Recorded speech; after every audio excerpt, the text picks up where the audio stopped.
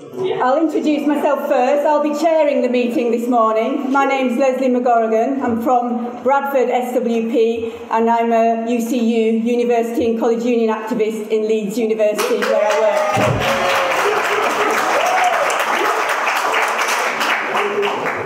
This morning's meeting is The Profit and the Proletariat, Marxism and Political Islam, and we have two fantastic speakers who I will introduce in turn as they speak. Each speaker will speak for about 15 minutes or so. There'll be plenty of time for questions, comments, discussion and debate.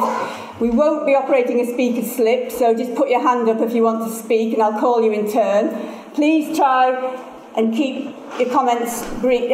I'll tap on the table with my pen when it's time for you to start summing up, but we want to get as many people into the discussion as possible. After that, each speaker will come back and sum up at the end. Okay, so I'll now introduce. First speaker is John Molyneux, a long-standing member of the Socialist Workers' Party in Britain, who's now active and living in Dublin.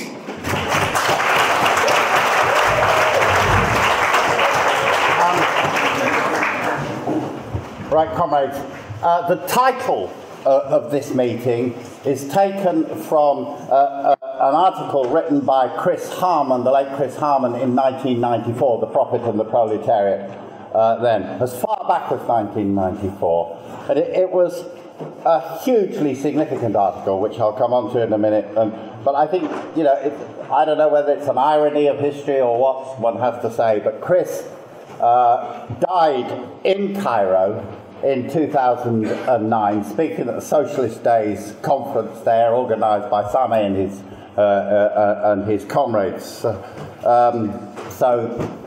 I don't know whether that's sad, tragic, or whatever, but I found it moving anyway. And but I say I'm absolutely delighted to have Sami Naguib speaking here today, because he will be introduced, you know, as the leading figure in the revolutionary socialists in Egypt and the author of this pamphlet and so on. But I think that, you know, this meeting shouldn't take place without him, because I consider him to be the leading Marxist analyst of the Muslim Brotherhood and Islamism in Egypt and the Middle East. And he's got an excellent chapter in this book, Egypt, the Moment of Change, wonderfully titled book because it was written before the revolution. And he's got a chapter about Islamism, old and new, in there. So what I'm going to do, I'm going to start by saying something about Chris's article, why it was so important and so on, and a bit of general remarks, a few general remarks about the Marxist approach to religion and religious movements, and therefore to Islamism,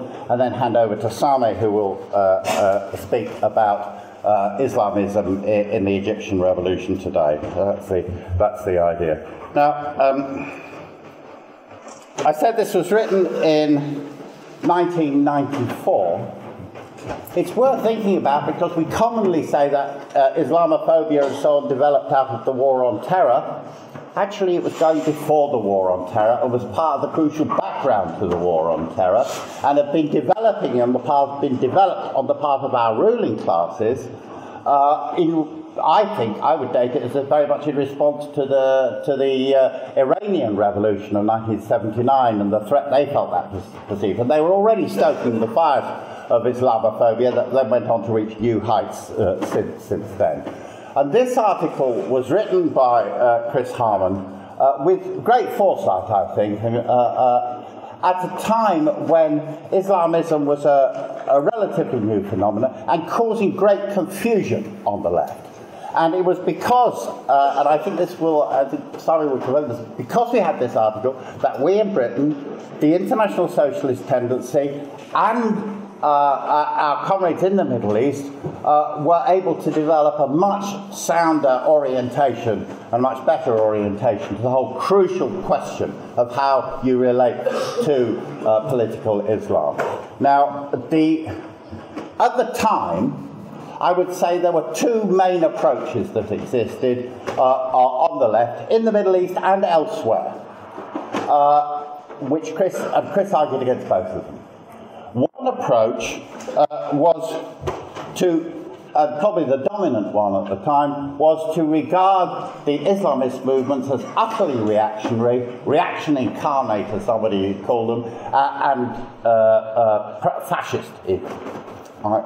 And you still get echoes of this idea still around when people dismiss what's happened, say, in the Great Egyptian Revolution and so on, saying no good can come of it, it'll all end up with the Muslim Brotherhood, it'll all end up with Islamism and so on, because that will be terrible and so on. You still get echoes of that approach. The other approach, which also had existed, was to give uncritical support to Islamist movements, to see them, some of the Stalinist parties had done this, they oscillated between the two positions. Some of the Stalinist parties had done this. For example, the Communist Party in Iran did it when, at the time of the revolution with Khomeini, for a period, when they saw the Islamism as kind of a repetition of Nasserism, of the progressive national bourgeoisie that you had to support in classic Stalinist stages theory. Chris Harman said, no, it's neither of these things, and that what we have to do is we have to go back to seeing the different concrete social forces that Islamism represents and that stand behind it and are expressing themselves through this. And that means we have many different Islamisms. He said we have the Islamism of the ruling class, the old ruling classes, of the new middle classes, the Islamism of the poor. Very different forms and very different things in different countries. I haven't got time to go through the richness of Chris's article, which dealt with Islamic movements in different situations, in different places, and you should all read it. So I haven't got time to go through the details of this. But therefore, there are going to be times, and this was the crucial point, when we need to side with Islamists against the repression of the state. That was particularly at the time he wrote it applied to Algeria, but it's since applied in many different places, including Egypt. We're sometimes going to have to be in some kind of a united front with them, and certainly defending them against oppression, rather than defending or being with the state against the Islamic movement, which many on the left did do, and that was hugely important. Now, what Chris was doing here, and what I want to go on to do in this short talk, is to try to apply the fundamental Marxist ideas about religion and approach to religion to the phenomena of Islamism today, or to lay the ground for that, and somebody will take it up. The first and most fundamental point made by Marx right at the beginning, back in 1843, was, and I quote Marx's language, which say people now, but he said, the fundamental point is that man makes religion, not religion makes man. People make religion, not religion people. And this applies to all religions, they're all created by human beings. Religion is a social product, and it is created on the basis of people's real, material, social, and therefore also psychological conditions, and represents real social forces. Religious conflicts are, in the final analysis, not straightforwardly, but in the final analysis, social and class conflicts, always. And as Marxists, we look for what social forces are involved in the process. And this means several things. It means that when you are confronted with any religious movement, you do not start from its doctrine. You start from the social forces that it is mobilizing, or that are expressing themselves through that religious movement. And it follows also that given that we live in a society of conflict, of contradictions, that religion itself will always be a highly contradictory phenomenon.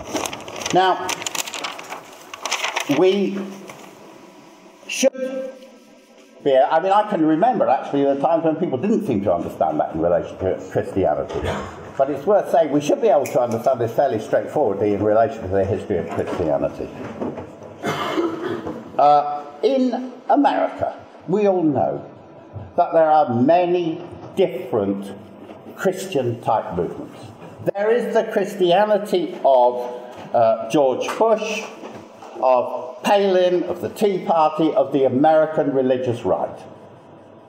We know that there's also the Christianity of Martin Luther King. And they are not the same. And anybody who said, well, right, they both believe in Jesus, and therefore Martin Luther King is no different from George Bush, I know nothing will come of this civil rights struggle. You know, they're all Christian.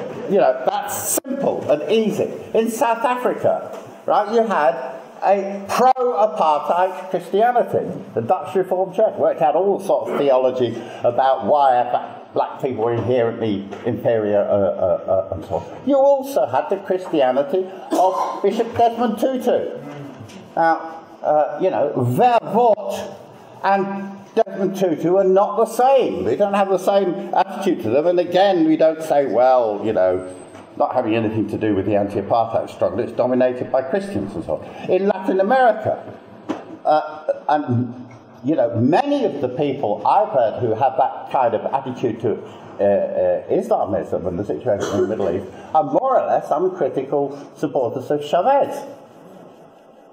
Have they not noticed that the overwhelming majority of Latin Americans are Catholics, including Chavez? You know, that doesn't seem to be that they don't know. But in Latin America, you have a Christianity of the ruling classes, of the old oligarchies, so extremely reactionary there. And you also had the tradition of the theology of liberation and Christianity that reflected the struggles of the poor and so on. And of course, I live now in Ireland, so that's the classic example. You had, you know, the Christianity of Ian Paisley, the Christianity of many in the Republican movement.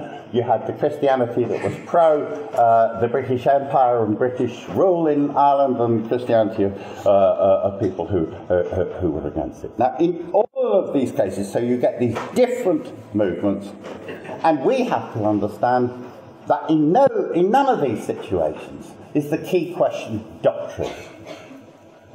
If you were to talk, I'll do it simply in kind of for. It's never simple for and against. There's always arguments. Right. Time flies. Okay. Right. That's particularly because I've got to show a couple of clips. But anyway, right. I just said it's never a question of doctrine. I'll do it in simple for and against things, which is an oversimplification, but to make my point. In Europe, in the 17th century, I'm with the Protestants and against the Catholics. In the Dutch Revolt, the early bourgeois revolution, Protestantism was progressive and Catholicism was the religion of reaction. In the English Revolution, Protestantism, Cromwell and Colt, was progressive. Charles I was a secret Catholic because Catholicism was the religion of feudal reaction. You cross the water to Ireland, and it changes. It has got nothing to do with who believes in the Virgin Mary, it's to do with who has what social forces we're talking about. Now, the same thing applies with the question of Islam. You don't start from the Islamists. You start from the social forces. So the Islamism of the Saudi ruling classes is not the same as the Islam of the Iranian ruling classes. The Islam of Mubarak is not the same as the Islamism of the masses in Tahrir Square, and so on. And when it comes to the Muslim Brotherhood in Egypt, it's not the same social bottom. Here, somebody will take this up, as it was when it was first founded. I hear people say, I've studied them, I know what they were in 1924 or something. No, they're real social forces and they're changing, and they're not the same as the Salafis who also exist. And the contradiction here is not only between different Islamic movements, the contradiction is also within movements at any one point in time, and within the heads of individuals, right? And is being played out there, and there are progressive and reactionary elements struggling in people.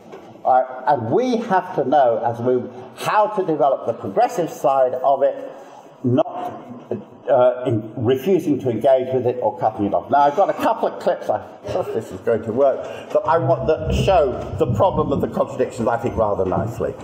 Right. That's about 1 minute.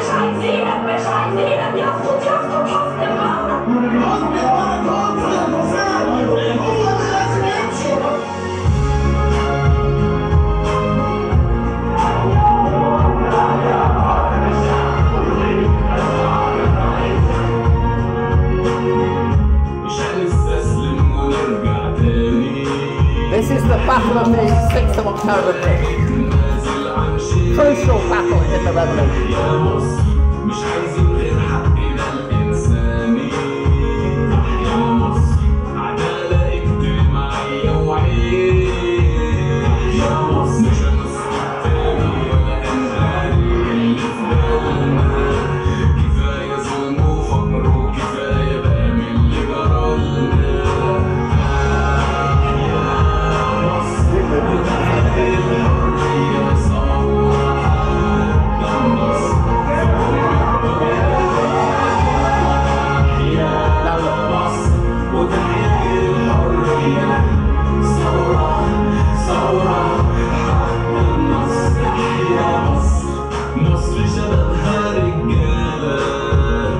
Now that was the moment I didn't freeze it at the right moment. The moment I wanted to freeze it at was where, on the Battle of the October the 6th Bridge, right, the fighters of the revolution all go down and pray. And that battle of it was one of the crucial battles in the revolution. Extraordinary thing that people were able to take that bridge. The cops all end up running away. And there they are praying, and they're being sprayed with water cannon. Now, anybody who says, I'm not with those people because they're praying, is missing the whole...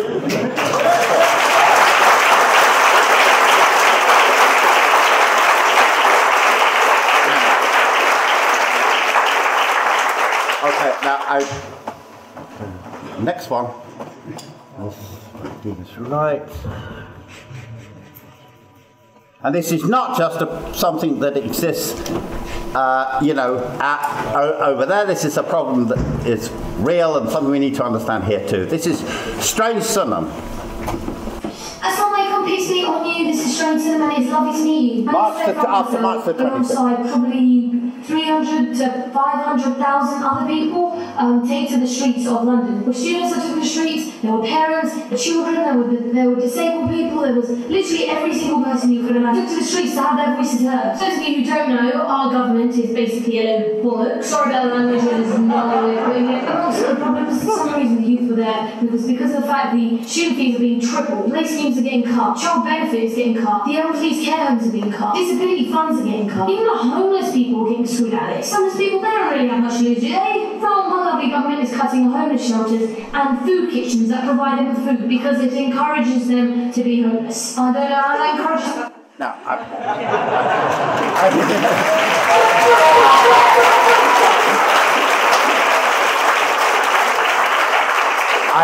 I'm being told to wind up. I think that's a good point on which to stop. I think it makes the point better than a lot of people.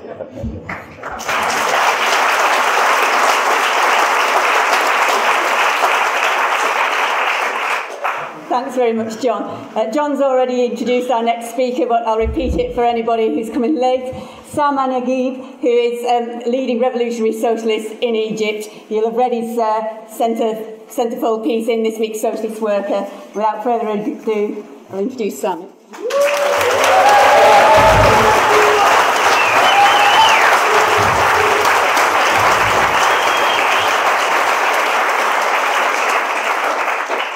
Okay, just one thing. It's, each time I see these clips of the Egyptian roots, I still can't believe that this has happened. I was there all the time. I took part in all these big, huge demonstrations, but I still can't. I wake up every day in the morning. I just check. It's something that can't be described in any way. Taking part in what happened, being amongst 2 million people in one square, toppling the police that had kind of been on our backs for decades was something that is literally unbelievable. Anyway. Now, the question of the Muslim Brotherhood, as John was saying, first of all, we owe a great debt to the late Chris Harman for his analysis. Okay, and we, I mean the Egyptian revolutionary socialists. There was a lack of clarity in the left in general in Egypt about the question of the Muslim Brotherhood. Again, people oscillating between either, you know, jumping into bed with them or, you know, saying that they're fascists, that should be kind of shot and so on. It was only through understanding the contradictory nature of Islamism, understanding their contradictory class nature, putting them in the historical context which Chris played a major role in doing in that pamphlet, which we immediately translated and used and went into big arguments amongst the Egyptian left to win over people to that kind of position, to understand the contradictions of Islamism. Now, this was extremely important for us for several reasons. Number one, if this is a reactionary movement and it has this mass support, then there's no hope. Then that's it. We might as well kind of, you know, if this Islam is just an expression of these crazy reactionary people who want to kind of get us back to the medieval ages, who want Sharia. First of all, what is Sharia? You know, just to think of it. If you're a poor person in Egypt, okay, and Sharia says that people who rob you, okay, should have their arm amputated, okay? Excuse me? Time? Is it a time problem? No. No? Okay. Yeah, I thought I heard it. Yeah. Anyway, for a poor person, okay, this means the people who rob him, the capitalists, the big capitalists, the people who exploit him, okay, should be punished severely, okay? For the rich man, it means law and order. It means people who attack private property should have their hands cut off. Okay, so you have these two complete. It's the same sentence. Okay, people who, if you rob somebody, you get this kind of punishment, but it means completely different things. Now, this in the Muslim Brotherhood is a very important point because the Muslim Brotherhood has parts of the Egyptian bourgeoisie, rich people. Their main backbone is made up of urban, middle-class, educated youth. Okay, and they have serious support amongst several working class districts in Egypt. Okay, so you have this class contradictory nature of the movement. You have in one movement kind of a populist bourgeois movement. You have the in the leadership sections of the bourgeoisie, the main kind of cadre of the organization, urban middle class, university students and graduates. Okay, and support around it from the poor. Why is it so important to understand these contradictions of this movement? Because it means that it's not all powerful. Because it means that once it faces a serious crisis, it will split. Okay? These social contradictions can't be kept under the cover. You keep saying Islam is the solution. Okay? And for the poor man, Islam is the solution. Social justice, equality, freedom. It means all these kinds of things. Okay? And for the rich man in the same organization, law and order, neoliberalism, smashing the masses, women go back to the bar, all the reactionary crap they talk about. Okay? You have these two in one organization. As long as there is no serious crisis, political crisis or economic crisis, it's okay. You can keep it under cover. Okay? They can stand together and see themselves together praying, okay, in the mosque. But once you have a crisis, a serious political or economic crisis, the thing comes unbound. It becomes impossible to keep all these different social forces in the same box. So why was this very, very important understanding? Because it meant that the left has a chance, okay? The left can build itself. The radical left, the revolutionary left has a chance to build itself in Egypt because the competition, the Muslim Brotherhood and so on, are so riven with contradictions. Now, during the revolution, we saw an actual kind of day-to-day proof of this theory, okay? First of all, the Muslim Brotherhood did not take part as an organization in the 25th of January, the beginning of the revolution, the main demonstrations of the 25th of January. They refused. They said it is wrong. They said this is a day commemorating the police. We should not insult the police, and so on. That was the leadership of the Muslim Brotherhood. The youth of course, were on the streets. The youth of the same organization were on the streets on the 25th. Okay. The anger that the youth had, that their leadership had betrayed them on that day, pushed the leadership to join the revolution. They said, no, now we have to join the revolution. So they went in full force on the 28th as an organization. Okay?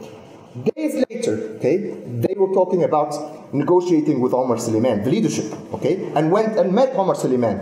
You know Omar Suleiman is the vice president, Dr. Torture, the famous kind of,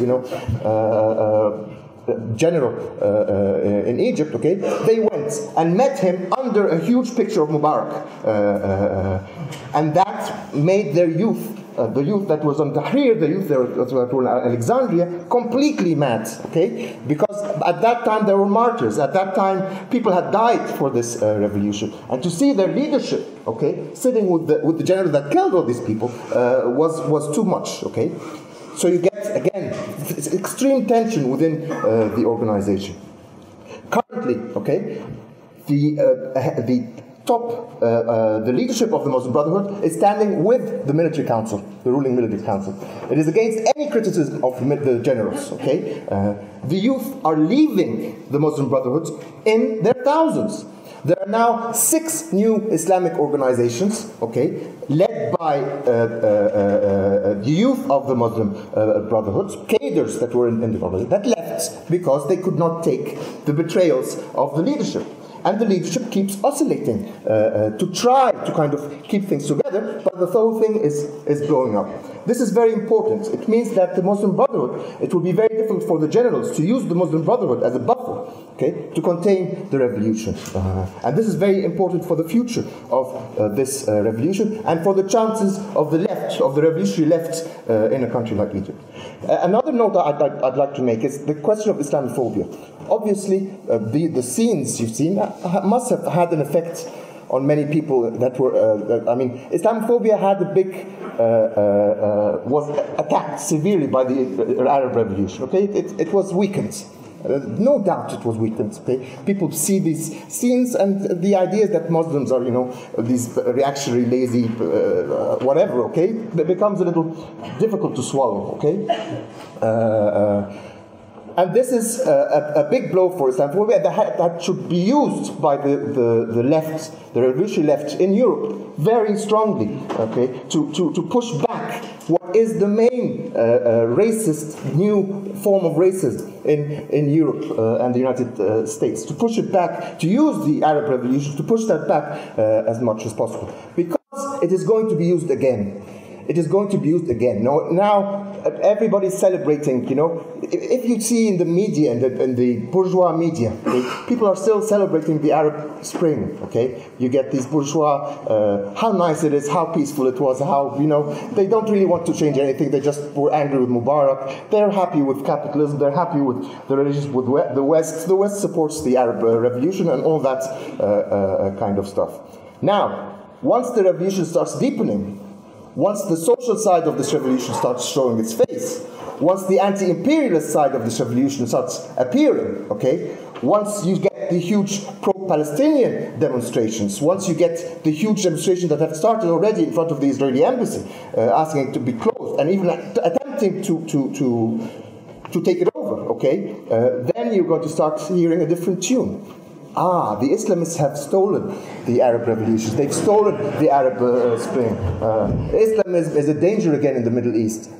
What was this beautiful, youthful, middle-class, colorful revolution has turned into this ugly Islamic phenomenon. I'm pretty sure that they will use this. This will be their way in standing with the counter-revolution in Egypt will be through Islamophobia. That's their window, and they will use that. So that's why this analysis is so important. It's so important in the West, and it's obviously very important for us in Egypt. The analysis that started with Chris Ham in 1994, that this is a movement of contradictions, that this is a movement full of different social forces, that this can't be kept together, that this is unsustainable on the long term, that this cannot withstand crisis, in the Egyptian revolution, you could see that happening day by day, okay? There are leadership figures in the Muslim Brotherhood that have left, that have been fired, expelled from the organization. There are major youth organizers that have left and forming their own organizations.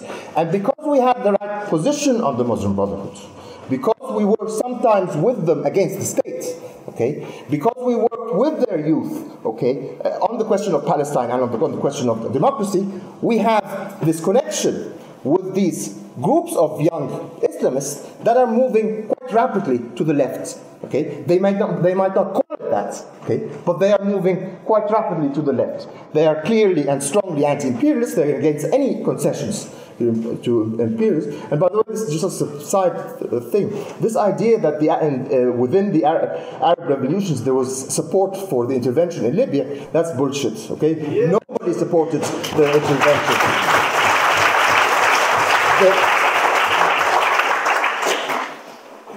This is an anti-imperialist revolution. Not only it is not only a revolution against dictatorship. It is not only a revolution against neoliberalism. It is also an anti-imperialist. You just need to put things in the context of what has been happening in the last 10 years to understand this. And I think the Western leaders understand this very well, and they know what's coming. And that's why we have to prepare for big battles in the coming years. And I think the battle ideologically will take again this form of Islamophobia.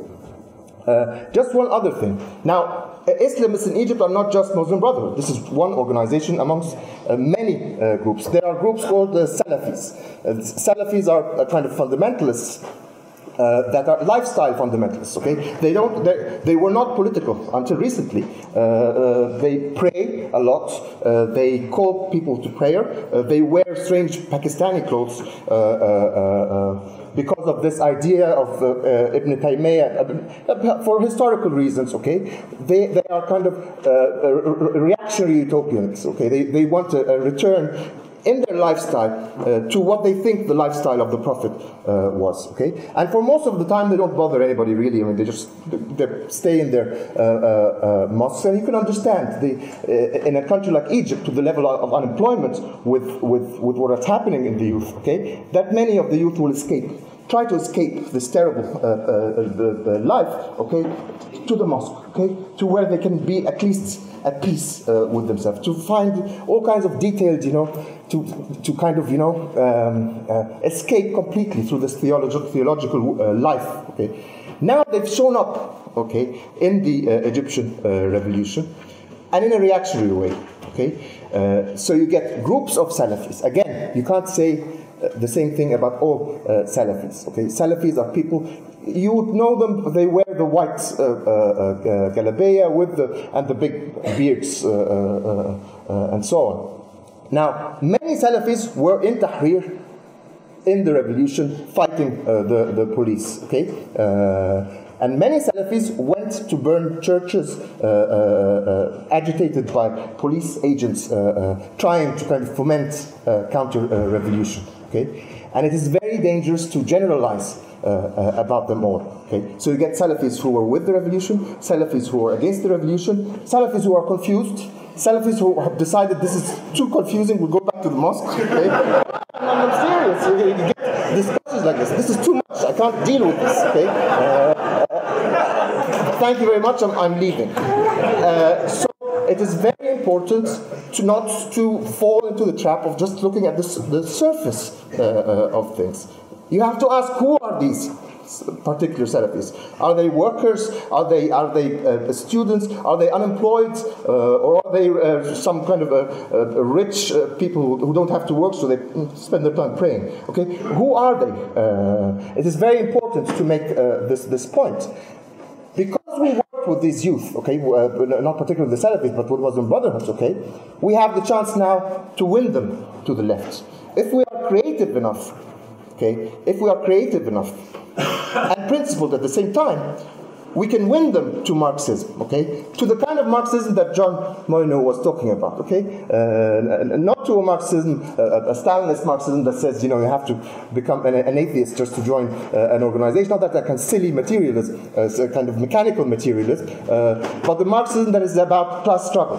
A Marxism that many of them would agree with, okay? Many of the youth that we've worked with have been won over to this idea that neoliberalism has to stop, that we need to nationalize the industries that were privatized, and that obviously, that they agree with that from the beginning, we need to fight imperialism. Okay, that's the one argument anyway, and that imperialism is not about a Zionist plot or a Jewish I don't know what, okay? It's about oil, it's about interests, and so on. Many of these people are won to these arguments, and one of the reasons for that, I say again, is because of this weapon of Marxism that we have in our hands, okay? Now, we've had two huge victories for Marxism, in a sense, okay? A crisis that only Marxists can really understand where it comes from and how deep it is. And secondly, this huge wave of resistance, of revolution, okay? We should use these two, okay? And build the organizations on the basis of this analysis, on the basis of this view that can make us win in the future. Thank you.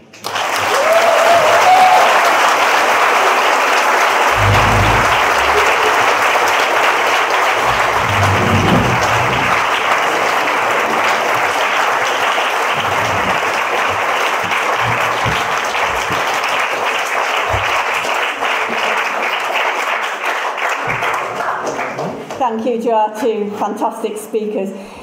Right, now the meeting is open to the floor, so if you just raise your hand, I'll call people in twos. And if you can come down to the microphone, because all the meetings at Marxism are being recorded. First speaker there, I think second speaker there. And from there. Hi, my name's Layla Ashraf, and I just quickly wanted to talk about some of the things that I picked up in the talk. We talk about how, you know, Chris Harman's pamphlet is absolutely fantastic, and I want to talk about the involvement of the Muslim youth within the anti-war movement, because I'm the chair of Stop the War. And there's no doubt about it, you know, masses and numbers of the youth came out with, you know, but Muslim youths that identified themselves as Muslims first and foremost. So they would be on these massive demonstrations, and they understood the fact that actually it was an imperialist war. But then they would say things like, well, what are the Arab rulers doing about this? And it was because they didn't understand that actually it wasn't just about foreign intervention. It was about class. It was about the people trying to control the means of production and all the rest of it. It was about the oil. And it's interesting because we weren't able to shift a lot of those youth for lots of reasons. We weren't able to get them to the position where they're at. Where this speaker here, the last video, the clip that you showed, where she's talking and she understands it's about class. But during the anti-war movement, we didn't get that, and I think we'll get a lot more of it during the cuts thing, and I think we're already seeing how they're coming along. But that's about Muslims, because I think the Muslim youth, because I think they didn't identify and they didn't have a class consciousness. And I understand that. But actually, it's quite interesting that it's not just young Muslims in Britain that have that lack of class consciousness. I was at a meeting on Thursday. It was the meeting on Zionism. And somebody from the floor asked the question, what are the Arab leaders doing about Palestine? And it really shocked me that somebody would ask that question, because it's like, well, why would they do anything about Palestine? What are you saying? What? Because they're Muslim, there isn't this class issue. That actually they're all in it together because they're all Muslims. They're all this big block of Arabs and they have the same. It's not like that. And I think until the left understand that, we're not going to move forward. I mean, we have done great stuff, but let's be honest, there are still issues within the left when it comes to Muslims. I remember when the anti-war movement was set up, and there was an outcry that the SWP had somehow lost their way because they were working with the Muslim Association of Britain. You know, it seems ironic now to look back, but that's what it was 10 years ago. I would go and do meetings, local meetings in Manchester, and I would have activists from the left come up to me and say, look, we really support the anti-war movement, but, you know, we've got a problem with Muslims. And I'm like, was there anything I said that you disagreed with? And they're like, no, but it's just Muslims. And I said, you do know I'm a Muslim, don't you?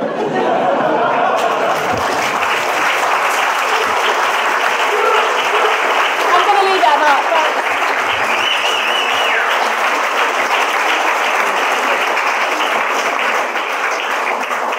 say thank you, comrades. That was powerful. And it's really, as an ecumenist in the field of interreligious dialogue, it's really powerful to see that people can pray and they're still part of us. And one thing that really grinds my gears is my friend bought me Dawkins' God Delusion to save me from my faith. And in it, he quotes John Lennon, imagine a world of no religion. And he says, there'll be no Northern Ireland troubles, there'll be no Middle East crisis, there'll be no this, there'll be no that, if there was no religion. You know, he says religion makes good people do bad things. Electra calls him a philosophical oaf. Jesus said to love your enemy, but didn't stop the people. Like in Northern Ireland, it's the most Christian, not Christian in inverted commas, sorry. It's the most church-going community in Western Europe, but they still fight it. It's only now through compromise and dialogue that we're moving beyond that, which is an inspiration for whatever conflict struggles. These wars are about property, not about religion. It's just, and if you want to convince kids to die for a cause, if you say that they're going to die for a god, then that makes sense for them, you know? Muhammad said, it says in the Quran, or is the Hadith, I can't remember, to kill one person is to kill the whole of humanity. Jesus said, love your enemy. Marx wanted liberation of the oppressed, not what Stalin did in his name. Somebody else, Buddha, yeah. The Buddha said we have to love every sentient being that has lived, is living now, and will live in the future. Now, if that doesn't tie in with the ideals of Karl Marx, then I don't know what does. Thank you.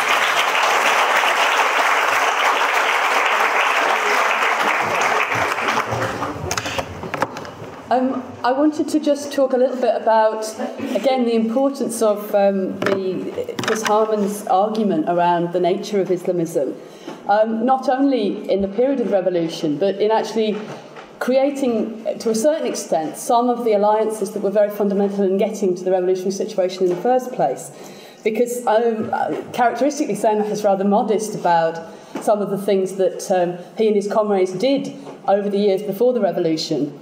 But I think an absolutely fundamental role that they played was helping to bring together the spaces in which the Muslim Brotherhood youth and the radical left and the Nasserists and people from the workers' movement came together and started to develop those links and those relationships which became so crucial in January this year. One of those, for example, was the Cairo conferences that took place before the revolution. And then we have to say that the revolutionary socialists were the only people on the Egyptian left who took this position. They were attacked by almost everybody else on the left. They were the ones who pushed this through and argued through and helped to create, actually, with us from outside Egypt through the anti-war movement, where we were able to bring large numbers of people to the Cairo conferences and help to bring that dialogue together through our common struggles, through the dialogue that was going on between Tahrir Square and Hyde Park, which is still going on in new planes of struggle. So that is a really, really fundamental point. I mean, Samer has talked about what that meant in the period between the 25th of January and the 28th of January. And it's worth just thinking actually about what it might have looked like if those dialogues and those debates had not taken place, if the left in Egypt had taken the position, as it did in many other countries, that the Brotherhood were all a bunch of fascists and they couldn't talk to them.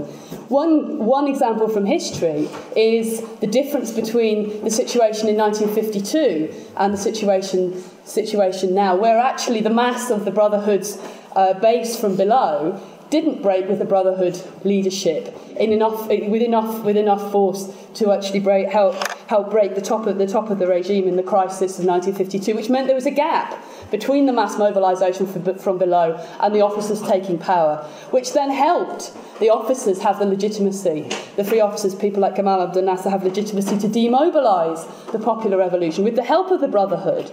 And if you look at the period 1952 to 1954, it's on the campuses that the struggle really takes place, with the Brotherhood youth acting as the vanguard of the military junta to break the left and the liberals on the campuses, to dissolve the student unions on the campuses.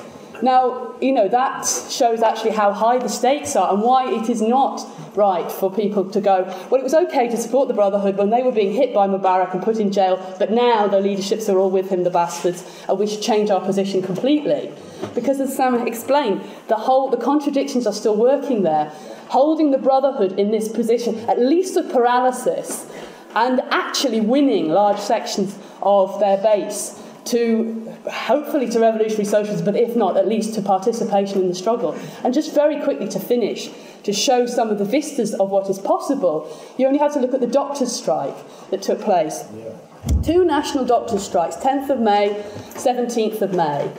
One very interesting thing, doctors' strikes, these are organised by the equivalent of the British Medical Association. Now, can you imagine the British Medical Association has a meeting of 4,000 doctors in Tavistock Square where they argue and fight about whether to call for a national all-out strike or not, in which the Brotherhood and the left activists are having a fist fight over the mechanisms of how to call the strike ballot, whether to do it on a show of hands or have a postal ballot. The left won, and they had a show of hands, and they won an immediate strike ballot there and then, and they elected a strike committee, which was called the Higher Strike Committee, which is modelled directly on the experience of the Tax Collectors Union, on the experience of like Kamal Abu Aita and his colleagues who built the Tax Collectors Union that led their fantastic strike in 2007. And it's modelled on the mechanisms of the class struggle from below that the Egyptian workers' movement, the independent workers' movement, has been pushing forward.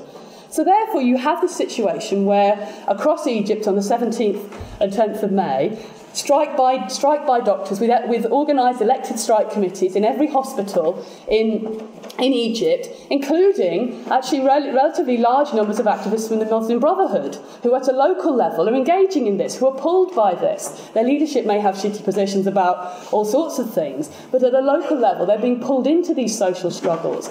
I mean, that gives you a sense really of what there is to play for in the situation, and why this analysis continues to be an absolutely fundamental and right one.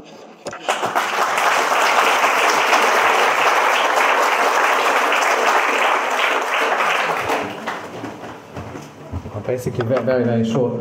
I translated Chris Harman's pamphlet 15 years ago into German. It's really useful, and even after having translated, I had to reread it 3 times because it's so detailed and it's so complex. Yeah, and you need to go back to it in order to get your thing right.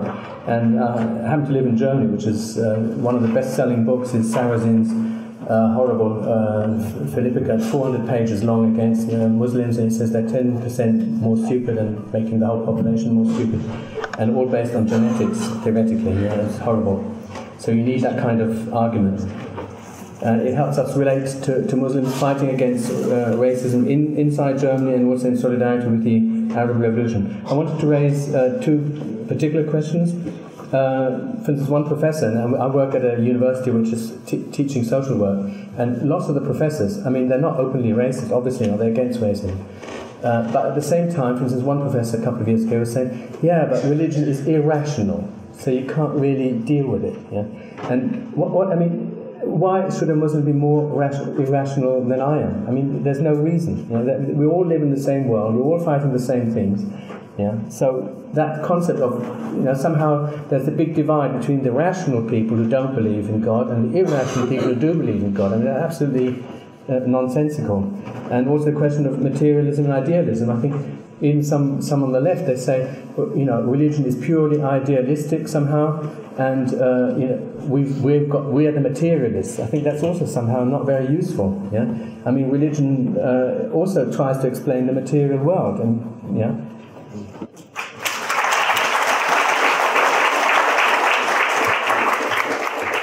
It is fantastic report. I come from Turkey, where the Islamist party just been re-elected with 50% of the vote, and it's a conservative Islamist party. It's very important to be able to analyse it, because at the same time we've had 36 independent candidates, the Kurdish left bloc, elected to parliament. What it actually represents is that both votes are votes against the army, against the Turkish army. And Harman's article, which came out in 1994, was fantastically important. We published it in 1997 in Turkish. Unfortunately, We had it translated in 1996, but argument had to have an argument about whether or not it's Polish, whether or not it was right, actually. Because on the 28th of February 1997, the Turkish army made a military coup against the then Islamist-led coalition government, and the bulk of the left said neither the army nor the Islamists. And it was a catastrophe. We had just come out of a mass movement of 23 million people against corruption in the state, and the movement was sold out in 1 week because of that policy from the left. It was a catastrophe for the left. It's taken 10 years more for the left to recover from that, and the Islamists, in the shape of the AK Party, were in power in 2002, which shows you how catastrophic having a wrong policy on Islam. Right. That's why we've now reprinted. We reprinted it in 1997. We reprinted Harman's article again alongside John's marvellous article in the latest issue of our theoretical magazine. And the important thing is this, and the thing that fooled the left, and it's a very important thing in Chris Harman's article that we had difficulty translating, where he talks about splitting two ways. And what he's saying is it's a complicated process. You can have people who are religiously conservative but politically radical, or socially radical. They can be socially conservative and also mild Islamists, mild on the social things and so on. You have to look at the contradictions, and you have to take political positions which are essentially based on that important word that keeps coming back, class. For instance, last autumn we had a referendum in Turkey on the constitution, where here we're not talking about an Islamist opposition facing it, we're talking about an Islamist government putting forward democratising changes to the constitution which actually reduce the power of the army and allow the prosecution of the generals who made the coups.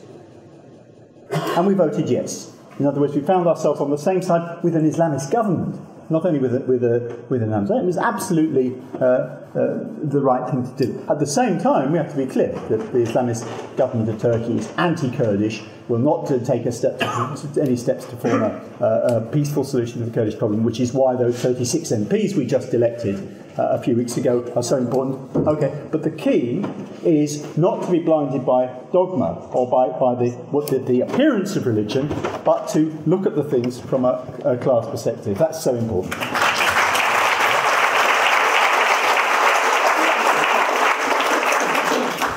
This person's first. Thanks. I feel slightly nervous raising this issue because it's not, in any sense, the most important issue when looking at the question of Islamophobia. But as a socialist operating in Birmingham, it's something that I come across and my comrades come across, and I think I should raise.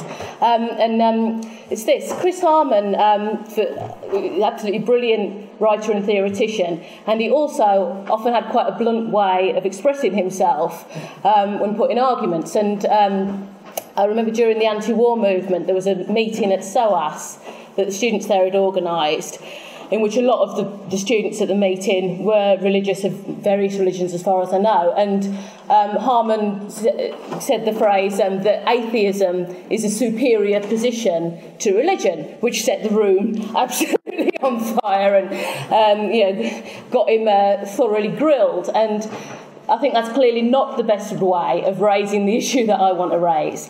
But I think the question of how we relate to individuals' actual religious belief is one perhaps that we need to decide what we should do about, by which I mean basic belief that God created the world, I guess, in the widest sense. And this isn't a disagreement with anything that anyone has said, but I think it can be taken by many of us who are atheists and who do believe that atheism is a part of a materialist conception and a Marxist conception of the world, that somehow through struggle we hope people will move towards that point of view, but it's perhaps something we don't need to talk about or is counterproductive to talk about.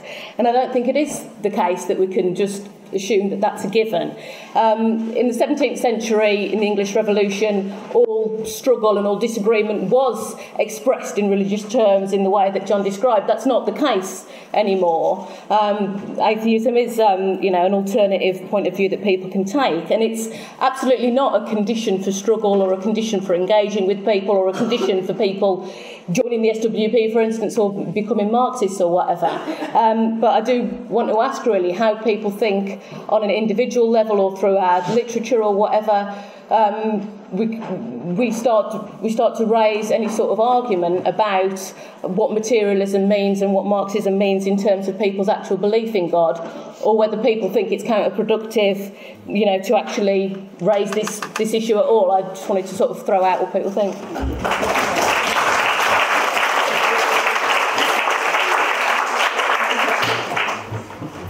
Thank you. Sorry, my name is Tahir Swift, and I'm from an organisation called Women's Solidarity for Independent Unified Iraq. Thank you very much. I really enjoyed listening to this, and I think what Samah has said about the Salafis, we should not label Salafis as bad, is very important. I think in my experience, the Arab left being so weak, when they try to find their political space, sometimes they resort to Islam, the same Islamophobic attitudes that we find in this country, unfortunately. Having said that, I also listened to the lecture by Ayman Jafari about Iran and the experience of the Iranian Revolution. And me coming from Iraq, we witness in Iraq the growth of sectarian Islamic movements, which are deeply damaging to Iraqi society. And there are convictions.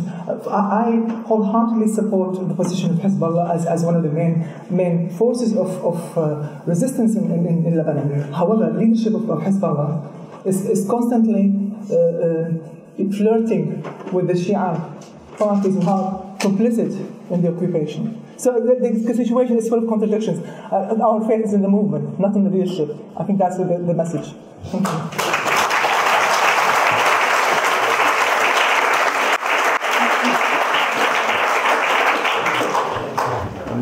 Yeah, I just wanted to talk quickly about Chris's writings. Just to say that unfortunately the pamphlet isn't currently available at the moment, but it is contained in Chris's selected writings. And it is a fantastic example of what Marxist writing should be, because it's a very detailed analysis of different countries, Sudan, Iran,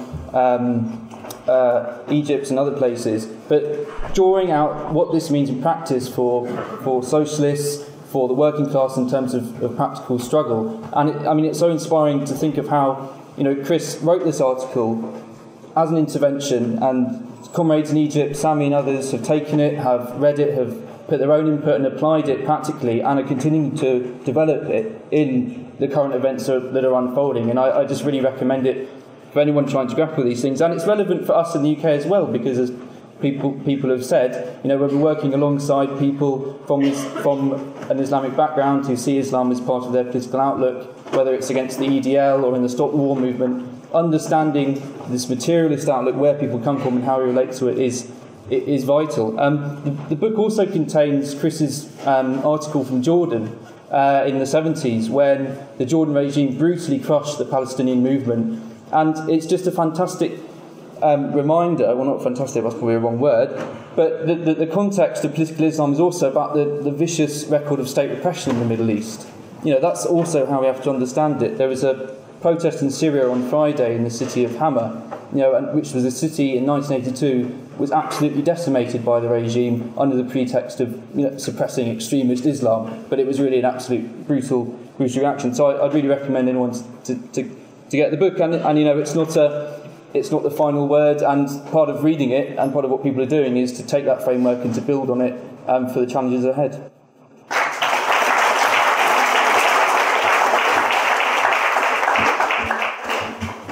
Thank you very much. I think this is a very important meeting and a topic. I just wanted to make two observations. I think it's very important because it's a recurring debate, and I think it's important to have this debate every year.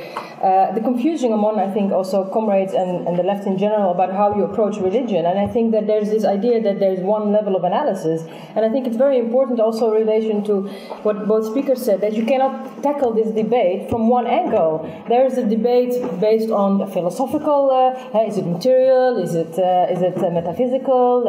Are we materialist enough to acknowledge that there should be a form of religious representation within political movement? But there is also the social angle, and I think the social angle is the most important one, at least for us here in the West, because for the social angle it means how you tackle the debate about religion from an anti-racist point of view. So you start from the point of view of the debate about religion vis-a-vis minorities, and that's a very different debate than the philosophical one, like what is should there be? Is it a god?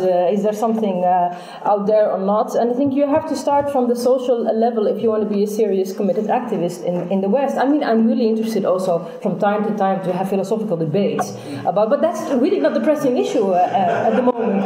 So I think that's very important. I think that also is important for us as Marxists, as revolutionaries. I think it would be really good a sign when we talk about we and us instead of them when we talk about Muslims. And I think I'm really happy to see a comrade speak.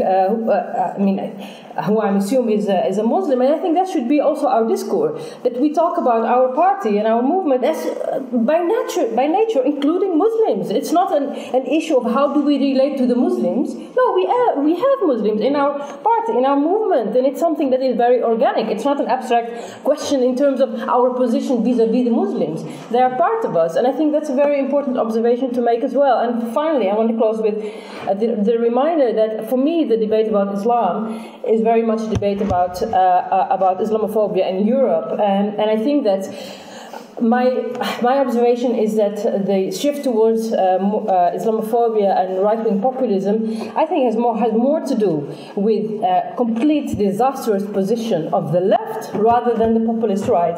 I think it's the left that have allowed to open the door for this kind of Islamophobic analysis to have grown. And I come from the Netherlands, and I can tell you this is not an abstract discussion. It is an outrageous development that we've been seeing. And I'll end with an anecdote. 6 years ago, it was Eid al-Fitr, the Ramadan festivities, and we were joking. There was, we turned very cynical in Holland, and there was two guys were arrested on a train because they were accused of being terrorists, and they were dragged out. It was on a day in Eid al-Fitr, and it was aired live on television, and we were watching in shock. And what this led to, this Islamophobic tendency of thinking that everyone that has a beard and a jalaba is a terrorist. And we were thinking there will be a day where they will even not allow us to eat halal meat. You will see. And guess what? Last month, the government passed a new law that forbids halal and kosher butchering food. And this is, I think, this is a consequence not because of so much of the right, because the left has been saying, yes, we need to allow, yes, animal rights, yes, butchery, yes, it's not good. And I think that's the part of the movement we need to debate with even sharper than with the right. It's the left that we need to re-win back to our side of the movement.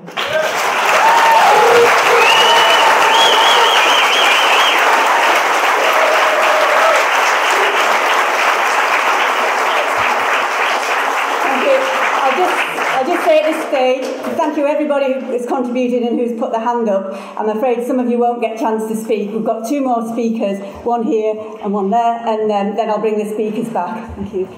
Yes, I just wanted to go back to this question about atheism, because I think that is a problem. You think, who are atheists? It really doesn't tell us a great deal. Richard Dawkins is an atheist, but in lots of ways very reactionary. The great 19th century secularist atheist Charles Bradley was actually a pro-capitalist supporter. So atheism really doesn't tell you anything that you need to know. And atheists believe in all kinds of magic religion. It's called voodoo economics of neoliberalism. So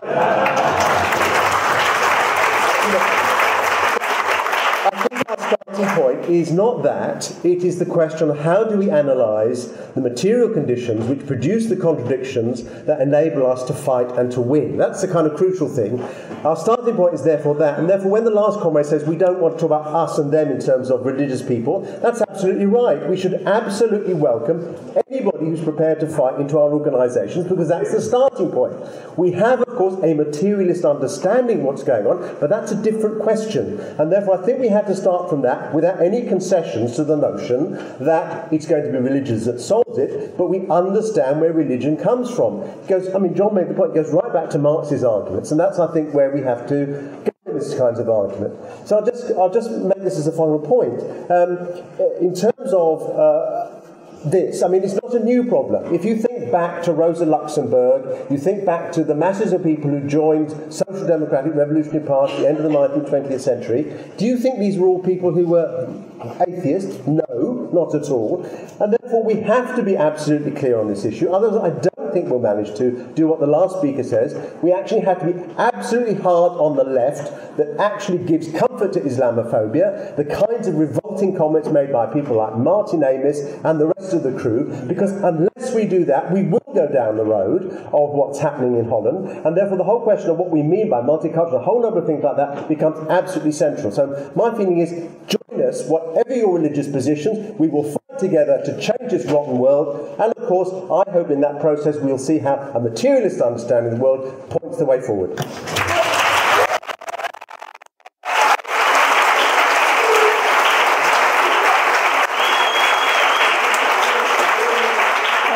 Thank you to everyone for a great discussion. I've just got a few announcements.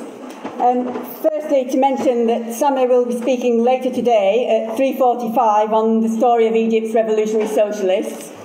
And to draw your attention to the books here at the front, Samir's hot off the press pamphlet that some of you will have, but I urge you all to buy that at the end, either from here outside of the meeting or at Bookmarks. It's already been mentioned that The Prophet and the Proletariat, Chris Harman's original pamphlet, is contained in his selected works volume here, and that's available at the front or from Marxism. And John's pamphlet, The Future Socialist Society, if you want to hear more from John. Okay. Next announcement. Last year, 7,000 people joined the Right to Work demonstration, initiated outside the Tory party conference in Birmingham. Some of you will have been there. This year, we know it could be even bigger, given what's happened around the world and what's happened in Britain. So you're being urged to pick up postcards to take back to your workplace and to your college from the Right to Work stall, which is outside in the main quad area. Next, there'll be a meeting for SWP students in this meeting, the Gustav Tuck, at 5 o'clock today. And finally, CDs of all of the meetings are available in the Bookmarks gazebo in the main quad. Also, if there are any international groups present here, they must pay for their books, apparently by 3 p.m. today. Okay, thank you. John's going to sum up for 5 minutes. Thanks, John. I think in a way there's not a great deal that needs saying on my part. I think Samir will have more to say, but I just try and respond quickly, first of all, about the question of Richard Dawkins. Richard Dawkins' book, the comrade who first raised it, quoted the passage. I quoted also that passage in the article I wrote on Marxism and religion. Is really, at the intellectual level, is just basically way behind Marx. Marx, his starting point is something, religion is causing all the problems of the world, and he takes it absolutely at face value wherever people fight a war in the name of religion. So, he just repeats it. Does he really imagine that the Crusaders went all the way to Jerusalem and so on because they wanted, to reclaim the Holy Land for Christianity, etc.? If there was never any economic reasons or any real imperialist reasons behind the whole thing, and he does this repeatedly in every place in the world, and it is little more than a repetition of what you can hear, honestly, in any pub, that religion causes trouble and and so on. He's not himself a total reactionary. He didn't support the Iraq War and so on, but intellectually he doesn't understand the thing. Then wanted also, though, to say to the comrade, we have to think these things through. You see, when he said, Jesus said, love your enemy, If you look at the Bible, you'll find that Jesus said, love your enemy, and so on. He also said, render unto Caesar that which is Caesar's. Right? In other words, give to the Roman Empire respect and authority. He also said, blessed are the poor. Now, how do we understand that? Is it a problem of there's different religious views here? No. The reason he says these contradictory things is because Christianity represented at different times different social forces. Right? It started as a religion of the poor and the oppressed under the Roman Empire, and then became the religion of the rulers. Right? And when it represented these different social forces, you got different ideas. What the early church did was congeal these into the Bible. Human beings made this and constructed this notion, and they built in both elements. In that sense, Christianity was very much the way Sami describes the Muslim Brotherhood, with those different elements of what Sharia law meant to the poor guy and what Sharia law meant to the capitalist. The Christians were doing the same thing, and that's what we need to understand in this process. And I think that if we look through this gives us a large part of the answer to Helen's question of how do we raise the question of atheism. Now, you see, it's not our starting point. Our starting point is the social force. I agree absolutely with the comrade of the Netherlands about who are we in this situation.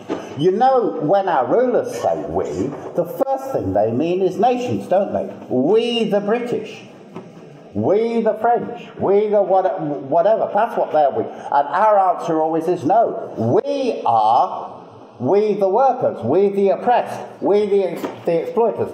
People, they say, we have to look after our own. Who are our own?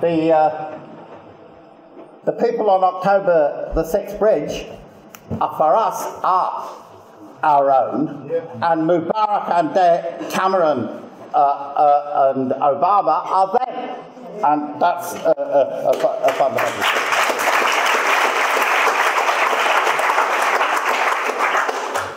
But if we think this through, come back to telescope, if we're saying this, and we're saying human beings make religion is a social product and so on, we are actually also saying we're atheists.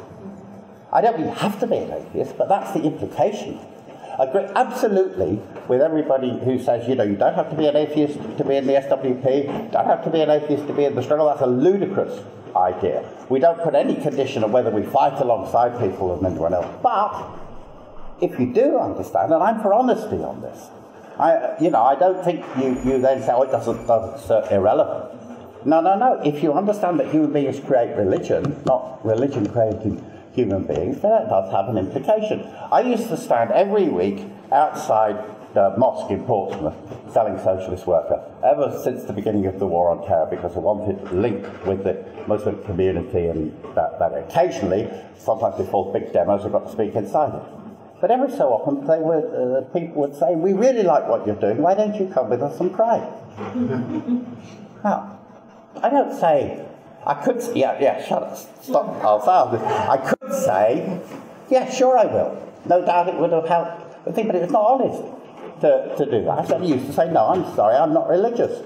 Right, and everybody knew I wasn't religious. That didn't stop us working together and building a relationship. You have to be honest about it. And the one thing I regret about this meeting, my last thing, is that I've not actually been at the same time as the meeting about Cliff. Because in all these things, I want to remember what Cliff used to say. And what the way Cliff would concretize this was, if you're a revolutionary, right, you're on the picket line with your fellow workers. Right, you link arms with them against the scab lorry or whoever it's coming in, but when the scab lorry is passed, you also discuss with them and you argue with them. You don't just agree with them, you argue. So you work with people and you discuss at the same time. And that's what I think we have to do over the question of religion. I hand over.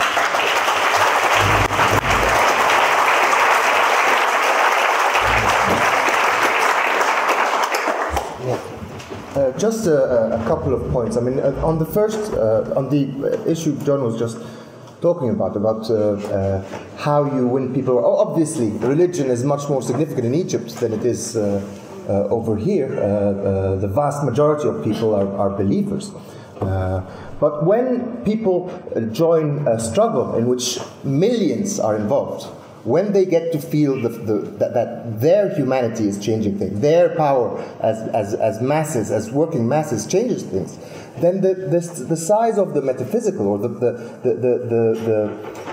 the need for religious escape or religious ideas becomes much less. Your belief in humanity, your belief in human beings able to change the world becomes much stronger than you're just sitting there praying for God to change the world. And that is a way of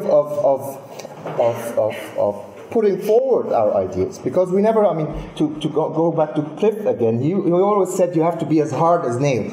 We never, saying that we work with Islamists, saying that we relate to Islamists, saying that we struggle with Islamists does not mean that we become soft in our clear analysis of Islamism and in our critique of Islamism when it turns to the right. Okay, the idea is, yes, we sometimes stand with them against the state when there is a battle with the state, but we will fight them when they are on the side of the state. There's no reason to be soft about it. To understand the contradictions of a movement does not mean that, again, you don't have to fall into one of these two traps, okay? So, yes, we have to be very hard and clear. In Egypt, it's much more difficult than when John was saying you get called to prayer. It's obvious when prayer time is there that everybody has to go and pray. Okay, there's no, they won't ask you. They just start walking with you. You just towards the mosque. Okay, and it's very difficult to make the case that no, I'm not going to pray. I don't pray, okay? But we have to be very hard and clear on this, even in a situation like Egypt, okay? Because that's about being honest. Again, Cliff used to say, you never lie to the class. You never show yourself to be something else. We are materialists. We are Marxists. We have a materialist understanding of the world. It's not a crass mechanical materialism, but it is a materialism all the same, and we don't hide this at all. But we use it in an intelligent way.